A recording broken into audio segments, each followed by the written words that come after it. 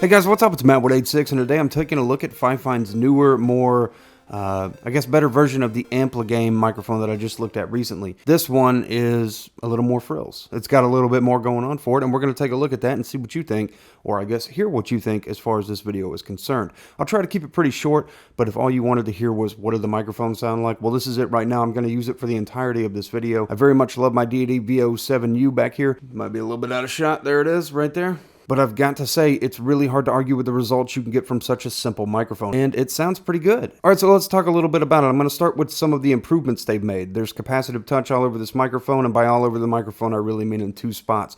It still is capacitive touch on the top with a mute button, but this time we have a light that indicates to us that it's muted.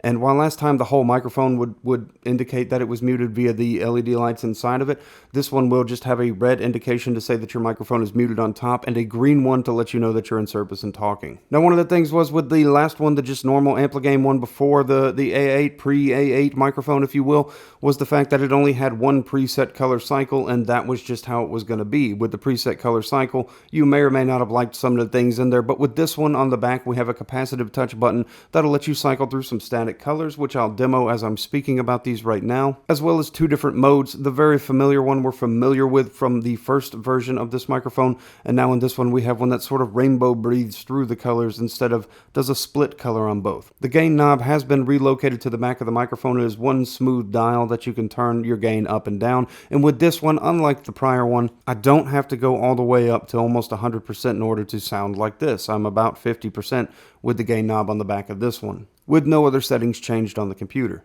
On the bottom is the USB Type-C. This USB you can see sticking out of it right here. We've replaced the gain knob's location to the back, as I mentioned, and instead of it being on the bottom, that's where we now put our input in for USB Type-C to computer. You're good to go that way for recording and playing back over speakers if you want, but next to that you also have a 3.5mm to plug headphones into. FiFine does a great job with the basses, by the way. This is, again, another bass that is, I think, far above and beyond what I would have expected in this microphone. It's like they stepped their game up with their stock bass.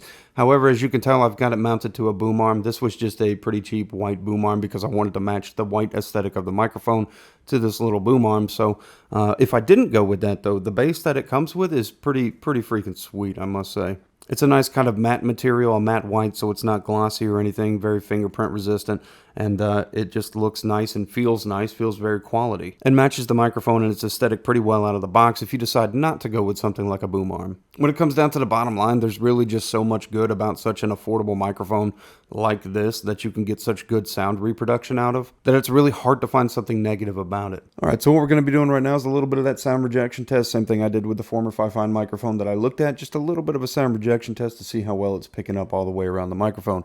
Right now I'm talking directly into the front of it. If you can see, this is the direct front of the microphone. I'm going to move off to the side and start talking a little bit. And now over here where you can see my big old head in the shot. Next I'm going to turn it. And I'm going to talk into it from directly behind the microphone to see if you can hear me talking into the microphone. Or if it picked up me hitting it with my hat. And then back to the front again so that you can hear that. Now, we do want to see how it picks up keyboard, so we'll do that real quick as well.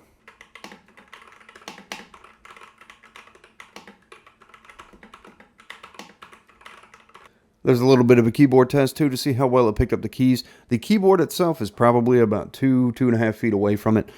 So hopefully it did an alright job, somewhat similar to the other one, but it's most likely going to have detected some of that sound while I was typing. Now I want to take this microphone and compare it real quick with the microphone that I use on my day-to-day, which is this Deity VO7U microphone behind me. It has become one of my favorite microphones, but it's really kind of hard to argue how many benefits you get from it when you can get such good clear sound from this. It does have some benefits for pre-production recording that might need to be fixed in post if it's able to be fixed in post with something like this, and that would be really loud noises cracking and breaking on this, where I have built-in limiter on that one that kind of saves some of the audio in case it gets a little too squirrely. Anyways, compare these two microphones real quick and I would just pretty much say I'll leave you with that. So what you're hearing me on right now is the Deity VO7U. It's this microphone right here that you can see in shot. I have moved this one completely off of the shot and have set it away. It's not recording at all anyways at the moment. But I wanted you to be able to hear this and leave you with the thought of what this microphone sounds like versus what the A8 microphone by FiFine sounds like. And if you need to go draw any kind of comparisons for your own conclusion, I'd probably recommend taking a look at that. And anyways, I'll leave you with that. This is the FiFine A8 microphone, and it definitely gets a big thumbs up from me, and I really hope FiFine keeps making some pretty great microphones like this, because even the first one was pretty incredible that I looked at, and this one just sort of kicked it up a notch, and I hope that they keep kicking it up a notch while keeping it pocket friendly for everybody. Anyways, guys, thanks for checking it out. You guys have a great day and night, whatever it is. I'll see you in the next video that I do.